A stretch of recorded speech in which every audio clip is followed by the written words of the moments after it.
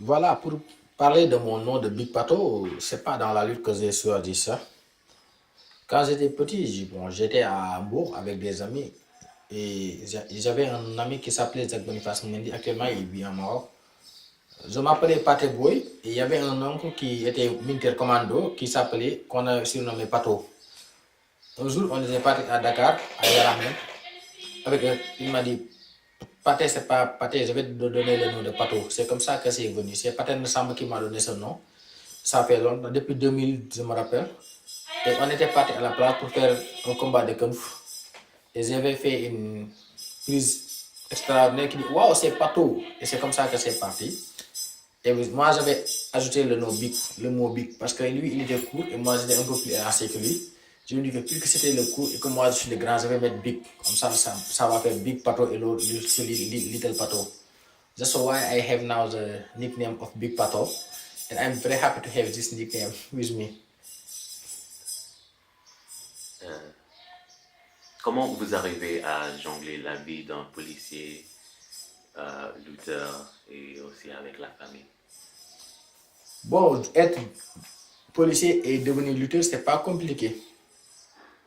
Parce que si vous savez que vous êtes issu de la société, vous avez une famille, vous avez des parents qui vous ont vu grandir, qui vous ont entretenu, il faut savoir la rendre aussi la monnaie. Nous sommes issus de la société pour venir jouer un rôle, parce que nous sommes là pour la sécurité en tant que policiers, mais aussi nous sommes des êtres humains. Nous avons des parents, nous avons des familles. Tout à l'heure, vous avez vu mon fils avec qui je jouais, parce que moi je pars dans la rue pour protéger des personnes. Mais avant de protéger des personnes, il faut savoir que j'ai des personnes qui sont avec moi dans la famille. Déjà, c'est un avantage d'être en famille. Parce que si vous quittez la maison, vous allez dire que j'ai laissé des personnes ici pour aller sauver d'autres personnes. Automatiquement, si vous êtes devant la foule, vous allez dire que bon, les personnes qui sont devant moi, c'est des parents, c'est des frères. Et c'est toujours un avantage psychologique pour le policier, bien le militaire que nous sommes, pour dire tout simplement que nous sommes là pour le service public et que nous devons être à leur rescousse 24 heures sur 24 pour leur garantir la sécurité sur l'ensemble du territoire national. Mais aussi, nous avons un rôle essentiel sur la protection des institutions de la République et pas mal de choses. Et aussi, il ne faut pas oublier que la police, bien la sécurité, ce n'est pas seulement les armes, il y a ce qu'on appelle la santé qui est dedans. Il y a le secours aussi dedans avec les sapeurs-pompiers. Il y a pas mal de choses. La rééducation avec les pénitenciers. Donc, être un homme de tenue et être sportif, ce n'est pas un problème. Parce que aussi, dans la police, mais dans l'armée, il y a ce qu'on appelle les corps sportifs. À la police, nous avons l'association sportive de la police, mais à l'armée, nous avons l'ASPA. Donc, nous avons toujours eu la pratique des sports. Parce que même pour le concours de police que nous faisons, tu es obligé de faire les courses de 100 mètres et de 1000 mètres. C'est juste pour avoir une aptitude physique. Parce que tu es prêt à courir de gauche à droite 24 heures sur 24 pratiquement. Soit pour poursuivre les malfaiteurs ou bien autre chose. Mais un policier, il doit être physiquement prêt d'abord. Donc, quand tu es policier et qu'on te dit que tu es sportif, c'est un avantage, c'est un atout. Donc, même pour la protection rapprochée des autorités aussi, nous avons la BIP, Brigade d'intervention rapide, de polyvalent du moins. Dans la gendarmerie, nous avons GIGN. Et pas mal de choses, il y a les cordeliers. Donc, les hommes de tenue et les sports, c'est quelque chose qui est toujours comme ça. Il y a toujours la cohabitation entre hommes de tenue et sport. Donc, ce n'était pas une difficulté. Par contre, être policier et être lutteur, c'était la première fois. Tout le monde en faisait une question pour comment c'est possible.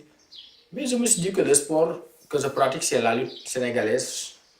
C'est le sport national que nous connaissons et que nous aimons et que nous avons hérité depuis nos ancêtres. Donc ça ne devait pas être un problème pour moi de faire ça. Surtout que ça va valoriser la lutte aujourd'hui au Sénégal. Si on voit un policier qui est en tenue, parfois qui vient pour se mettre en game, ça va montrer aux jeunes que la pratique du sport doit être juste une passion. On doit d'abord aller à l'école, faire une formation, bien s'encadrer, avoir un bon encadrement avant de faire le sport. Donc c'est un avantage aussi. C'est une manière aussi de se rapprocher davantage de la population, montrer que les policiers sont là pour les civils. Donc entre policiers et civils, il y aura toujours la cohabitation et la cohésion sociale. C'est ce qu'on cherche. N'empêche que parfois il y aura des heurts, mais c'est normal parce que en matière de liberté, celui qui te prive ta liberté, tu vas toujours le prendre comme un ennemi, mais c'est juste que de mots. Donc, est-ce que Vous pensez que vous allez peut-être une fois quitter votre profession de policier pour devenir lutteur d'enfants? Non, jamais de la vie. Parce que moi, je peux. Phrase complète. Non, je ne pense pas que dans l'avenir, je vais quitter la police pour quoi que ce soit. Parce que vous savez une chose, l'avantage que quand je suis dans la police, je suis avec l'État. Et du jour au lendemain, la police peut m'affecter aux Nations Unies, bien dans des trucs comme ça. Il y aura toujours un avantage par rapport à ça. Par contre, si je quitte la police, qu'est-ce que je vais faire? Peut-être que c'est pas honnête parce que aujourd'hui, c'est la police qui a fait de moi ce que je suis devenu. Actuellement, mon objectif, c'est de rendre la monnaie à la police, de faire de sorte que la police en tire des bénéfices dans l'avenir, pour qu'on puisse avoir des partenaires qui vont venir nous aider dans nos actions sociales que nous faisons à la police. Déjà, nous avons un service social. Donc aujourd'hui, mon objectif, c'est d'attirer des gens qui vont venir collaborer avec la police pour lutter contre les agressions, la criminalité, lutter contre pas mal de choses pour le bien-être des gens. Et aussi, pourquoi pas ne pas avoir des partenaires qui vont nous aider dans le social et l'encadrement des jeunes. C'est ça mon objectif, mais pas quitter la police. Je ne vais jamais quitter la police, pourquoi pas? Parce que déjà, le fait d'être lutteur n'est pas motivé par l'argent, c'est juste une passion et une volonté aussi de participer à la vie active de mon pays sénégalais que je suis. Donc, pour moi, l'objectif, c'est de rester à la police et de travailler encore pour la police. Parce que ce que je fais, c'est une mission d'abord pour moi dans la police. Ok. Donc, qu'est-ce que ça vous fait de voir votre visage sur les bâches Voilà, aujourd'hui, quand je traverse les rues et que je vois des banderoles à mon effigie, des bâches de gauche à droite, c'est un sentiment de fierté qui m'anime. Parce que je me dis tout simplement, avant, le policier était pris comme quelqu'un de mystérieux. Les gens se disaient que c'est des gens qui n'avaient pas le cœur. Moi, j'ai tout entendu. Parfois, les gens nous demandaient mais est-ce que vous avez du cœur? Ils pensaient que nous n'avons pas le sentiment alors que ce n'est pas ça. Nous sommes des êtres humains. Nous sommes là juste pour un moment. Il faut que nous soyons beaucoup plus fermes juste que pour le travail. Et après, nous sommes des êtres humains. Aujourd'hui, quand je vois des affiches avec mon image, je me dis qu'au moins maintenant, les gens commencent à comprendre que le policier est là pour nous, que nous sommes là pour eux. On va se battre pour eux. On va leur toujours garantir la sécurité comme nous l'avons toujours fait. Et je demande tout simplement à tout le monde d'être beaucoup plus compréhensif envers nous. C'est ça. Et est-ce quand votre fils vous voit dans les matchs de lutte, ou votre famille, votre femme, qu'est-ce qu'il pense? Bon, c'est quand mes parents ou bien ma femme ou bien mon fils me voient, c'est toujours compliqué parce que tu sais, un match de lutte, c'est toujours compliqué. Parce qu'il y a des coups qui sont donnés, les chutes sont parfois compliquées. Il y a pas mal de choses qu'on ne peut pas dire comme ça. C'est trop compliqué, surtout ma mère, elle pense toujours à ça et elle ne veut même pas que je sois blessé. Elle me dit, ah, Pathé, si tu prends un coup, ça me fait mal. Ma femme aussi, idem, tu sais, quand on aime un homme, on ne veut pas lui voir dans certaines positions.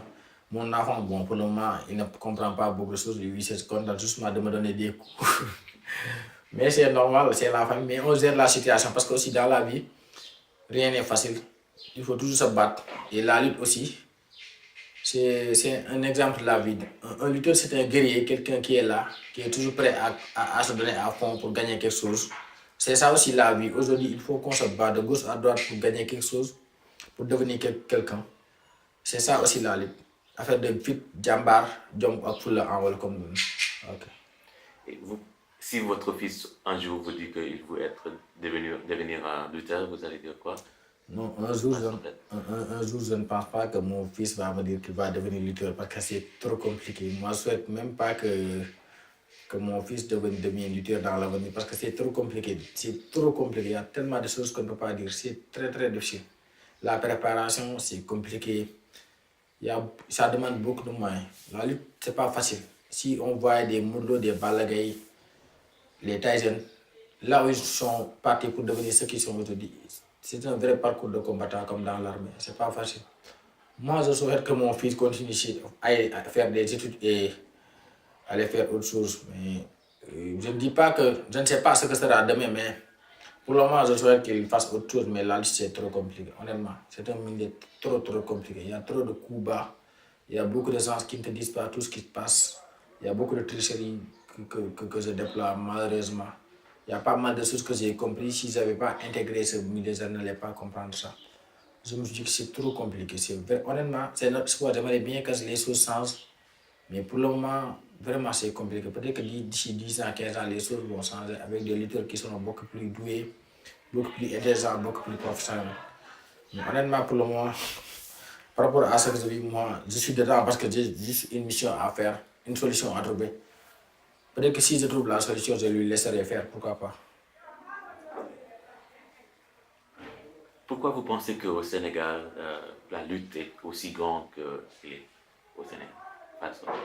C'est normal parce que tu sais, si on voit aujourd'hui que la lutte est aussi médiatisée au Sénégal, c'est parce que toutes les familles vivent de lutte.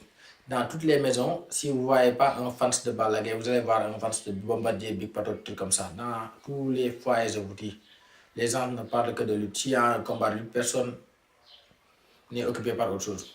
Aujourd'hui, je vais vous donner un exemple. Moi, je suis agent de police. Parfois, il nous arrivait d'aller au stade Demba Diop.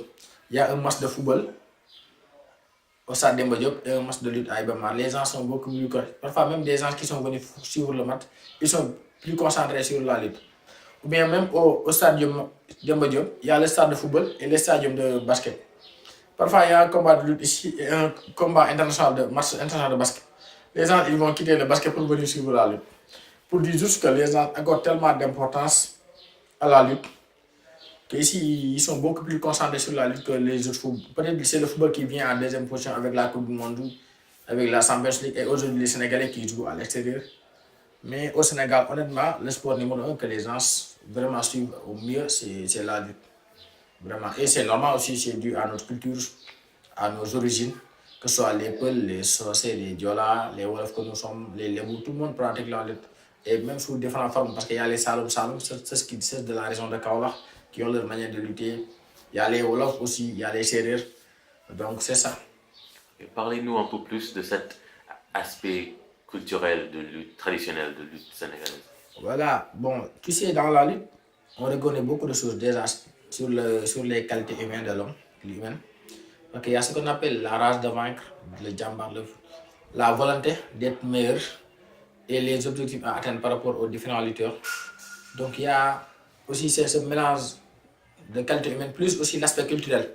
Parce que vous allez voir des gens qui s'enduisent d'eau mystique, de bain mystique, qui ont des gris-gris de gauche à droite. Ça, c'est des choses que nous donnent nos parents, qui nous donnent des parents pour la protection contre les mauvais sorts, pour la protection aussi contre l'adversaire. On te dit que tu vas lutter contre tel adversaire. Il faut que tu sois blindé mystiquement. Il faut que tu aies aussi ce qu'on appelle le bail, mais ça c'est pour avoir la célébrité. Il y a pas mal de choses qu'on dit. Mais même si tu n'es pas croyant à ça, tu vas dire que ça fait partie de l'environnement. Tu es obligé de le mettre juste parce qu'il y a certains qui sont venus au cercle pour voir ça. Il y a aussi la danse, les chorégraphies. Il y a tellement de danse. Et maintenant, chaque lutteur a sa danse particulière.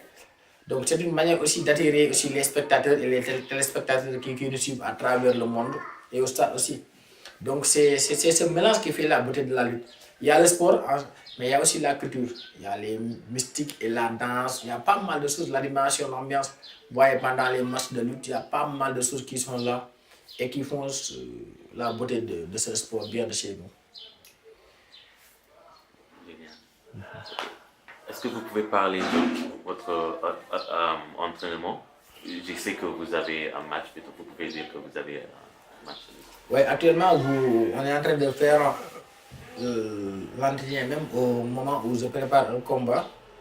Parce que je prépare un troisième combat, parce que j'avais fait un combat au mois de mars où l'arbitre s'était trompé pour donner un verdict qui était contesté. Heureusement que le CNG a caché le verdict pour dire que le combat était déclaré sans verdict. Là, on va vers un autre combat. Comme vous le savez, moi je suis à la division des sports à la police, mais quand j'ai un combat, j'ai un autre planning pour me permettre de mieux me préparer. Là, on prépare le combat qui sera dans quelques jours. Le matin, on fait le sport, footing, 1 heure de course. Après, on fait de la musculation. Et après la musculation, le soir, on fait ce qu'on appelle les contacts. C'est juste pour avoir l'automatisme par rapport à l'aspect technique. Donc maintenant, on va vers un combat. Et ce combat, on le prépare sur tous les plans. Sur tous les plans, quand tu dis il y a l'aspect physique, l'aspect technique et l'aspect mystique comme tout le monde le fait. Et maintenant, il y aura ce qu'on appelle la mobilisation, comme on a l'habitude de le faire. Quand je fais un combat, c'est toute la police qui est mobilisée, toute la police qui vient avec moi, les hommes de tenue même, les forces de défense et de sécurité, les douanes, les agents de douane sont là, les gendarmes, les sapeurs-pompiers. Bref, tous les hommes de tenue seront là. Et les civils aussi, qui sont très sympathiques et avec qui je collabore bien, qui vont venir nous supporter. Ok. Donc, parlez un peu plus de ce processus. Vous avez dit que vous commencez avec le footing, musculation. Okay. Voilà, vous savez une chose. Phase complète. Aujourd'hui, vous savez, quand on parle de préparation d'un combat, il faut prendre toutes les dispositions nécessaires. Parce qu'un athlète d'abord, le lutteur c'est un athlète. Quelqu'un qui doit avoir un bon cœur, une bonne endurance, qui doit avoir la force et la technique donc. Donc le footing, ça travaille toujours l'endurance, le cœur. Parce que vous savez, en physique, il y a ce qu'on appelle la préparation physique générale et la préparation physique spécifique. Donc le matin, vous faites 1 heure de course, c'est juste pour l'entretien du cœur, pour voir si tout se passe bien par rapport au cardio. Maintenant, il y a ce qu'on appelle la musculation qu'on fait, c'est juste pour renforcer les muscles, travailler la vitesse, la rapidité, la souplesse. Donc c'est par rapport à ça. Et le soir, l'autre aspect, c'est les contacts, comme on dit, la lutte pure et dure. Donc ça, on le fait avec les pagnes d'abord. On se met dans l'ambiance d'un combat de lutte. Le soir, tu pars soit à l'école de lutte, bien à la plage, avec tes amis avec qui tu t'entraînes. Vous faites des séances de lutte. Chacun essaie de battre l'autre. Et c'est comme ça qu'on travaille. Donc, maintenant, parce que vous savez une chose, moi je me dis que la lutte, 90% dans un sport, c'est les entraînements. Il faut d'abord s'entraîner, bien manger, bien récupérer pour être fort et pour faire quelque chose. Maintenant, il y a la technique qui va venir. Et en dernier moment, il y a ce qu'on appelle l'aspect mystique. Vous pouvez parler de cet aspect mystique. Parlez-nous de votre relation avec le marabout dans une phrase complète.